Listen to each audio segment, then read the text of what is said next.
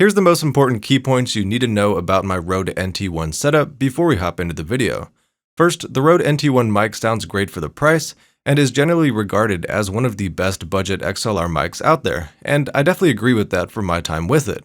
But as is always the case, this mic or mic kit isn't for everyone. Not everyone needs a mic this good or can't fit it in their budget just yet, and of course there's the flip side, people that want to spend even more on an even better mic. There's also people out there that prefer just the mic, not the kit, to build out their own setup. But do know going into this, generally speaking, in the roughly $300 getting into XLR space, the Rode NT1 mic and NT1 kit are great value options. So with those points down, I flipped the script on y'all today and gave you my final verdict instead of doing the YouTuber thing, leading you on and wasting your time. The video doesn't end here though, as of course, I've got a lot more things to share. I bought this $300 Rode NT1 kit about a year ago, which included the mic, a pop filter, a shock mount, and the AI-1 interface. I did pick up some accompanying gear I've been pretty happy with, including a pole mic stand and mixing headphones from Dynamic. And while this isn't the main focus of the video, feel free to check out or pick up the mic or any of these other pieces of gear from the description below. It helps me out at no cost to you. Now, I mentioned the headphones because first listening to audio from the Rode NT1 through these headphones had me blown away. I'm not an audio expert and I'm probably not using the correct terms here, but the detail and crisp plus body I could hear out of my voice was really impressive. I've used very many USB microphones over the years, from the Snowball Ice to the Movo UM800 to the Blue Yeti, and I can confidently say there's significantly more detail in audio recorded by the Rode NT1.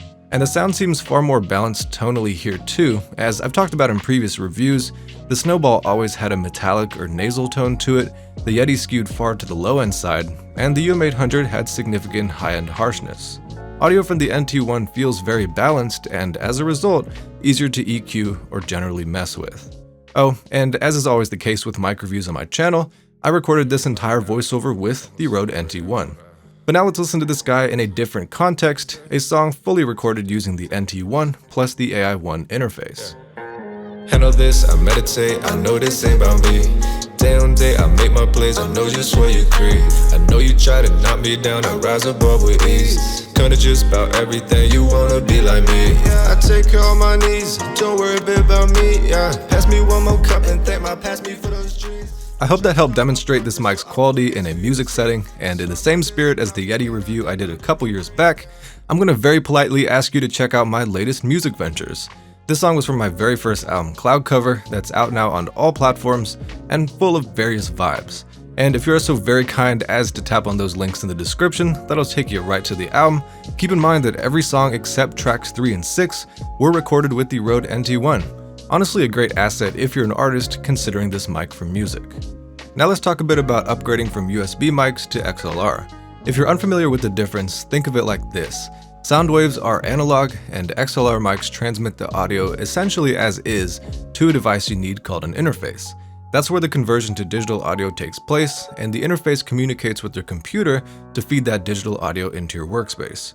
A USB mic has to undergo the same process as, again, sound is always analog, but the conversion is just done in the mic. And generally speaking, USB mics are cheaper and more so for beginners, while XLR is typically for more advanced users and expensive, both in total and in individual parts, as you'll need both the mic plus the interface at the very least. I say all that to say that this mic kit has served as a really great gray area between USB mics and XLR mics. $300 didn't sit too far above what I'm used to paying for USB mics, and the instant compatibility between the Rode mic and the Rode interface meant no need to shop around or invoke any more audio gear knowledge to get something that just works. And I use this combo comfortably, knowing I can upgrade pieces of it, like the interface for example, whenever I see fit. So if you're a beginner new to this USB to XLR transition, I definitely recommend kits, especially like in my case, where I only had to drop about $50 over the going mic only price on Amazon. I did hop over to eBay by the way to find the lower price on the kit, and I always recommend looking there and other places to get the lowest price possible. Last but not least, I'm going to give a quick shout out to this particular combo for holding up to a year of pretty intensive usage. I brought my whole audio setup down to the basement, up to the roof, and back again to my room, as I do like to work in different spaces, and everything's in great shape still. I did break the Yeti. The Snowball tends to fall over due to a pretty flimsy stand, but I do feel I get quite admirable durability with this mic. The The only thing I feel could potentially give me problems durability-wise is the USB-C connection to the AI-1 interface, as it's a small port, but I'm being careful and hopefully we'll be all good. But besides that, I've talked about the audio quality, given y'all some example audio in a voiceover and music context, discussed the switch from USB to XLR, and touched on durability. I hope this video gave you everything you wanted to know about this nicely priced XLR mic kit, and I'll see you in the next video.